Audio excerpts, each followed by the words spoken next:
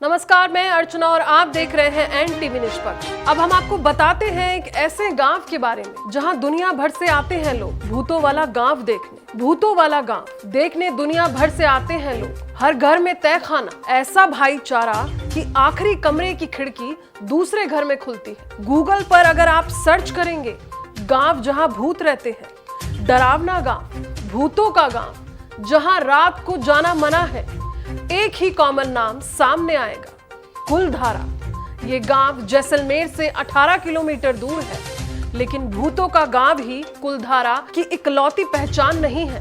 दिलचस्प यह है कि जिस गांव में शाम 6 बजे जाने पर प्रशासन ने पाबंदी लगा रखी, वो जैसलमेर के सबसे बड़े टूरिज्म डेस्टिनेशन में से एक बन गया है। हर साल 40 से 50 हजार टूरिस्ट इस गांव के अपने अतीत से जुड़ी डरावनी और रोमांचित करने वाली कहानियां जानने और देखने आते हैं। आज से करीब 200 साल पहले कुलधारा समेत 84 गांवों में रहने वाले पलीवाल ब्राह्मण रातों रात यहां से पलायन कर गए थे।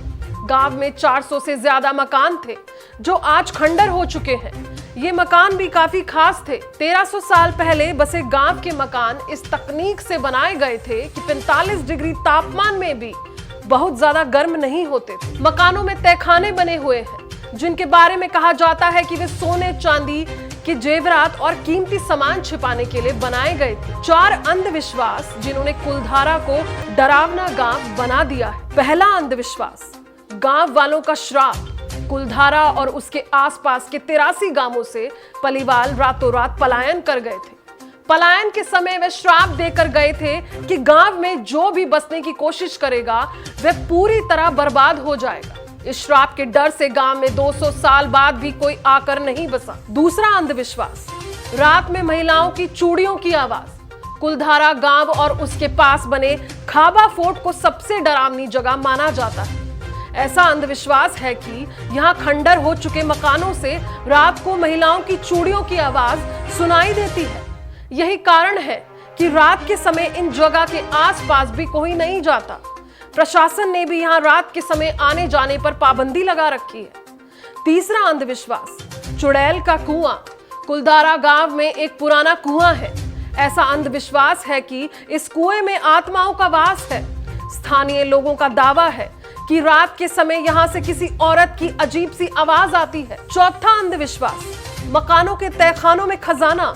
गांव वालों का मानना है कि गांव खाली होने के बाद कई लोग रात को कुलधारा के खंडर मकानों में बने तहखानों में खजाना ढूंढने जाते थे। दूसरे लोग भी खजाना ढूंढने की तलाश में नहीं आए।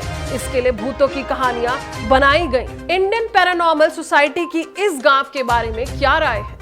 मई 2013 में इंडियन पैरानॉर्मल सोसाइटी के 30 एक्सपर्ट्स की टीम कुलधारा गांव में गई थी। वहां पूरी रात गहन जांच पड़ताल की थी। रात बिताने के बाद लोकल न्यूज एजेंसी को दिए गए बयान में एक्सपर्ट्स की टीम ने यह माना था कि कुलधारा गांव में जरूर कुछ असामान्य बातें हैं। टीम के सदस्यों ने यहां विचलित करने वाली आवाजें व एक अजीब सी स्पर्श का अनुभव किया था। हालांकि इस अभियान में टीम के किसी भी सदस्य को कोई चोट नहीं या हानि नहीं पहुंची।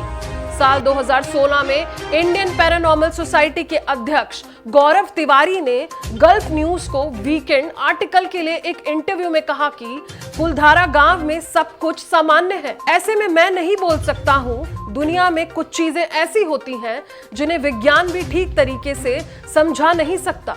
गौरव ने कहा था कि कुलधारा गांव में हमारे द्वारा छोड़ी गई इलेक्ट्रोमैग्नेटिक तरंगों का जवाब हमें मिला था। इसके साथ साथ हमें गांव के तापमान में बहुत अधिक बदलाव देखने को मिला। बाद में गौरव तिवारी की दिल्ली में उनके घर पर रहस्यमय परिस्थितियों में मौत हो गई थी। तमाम ऐसी ही खबरों के लिए आप देखते रहिए एनटीवी निष्पक्ष।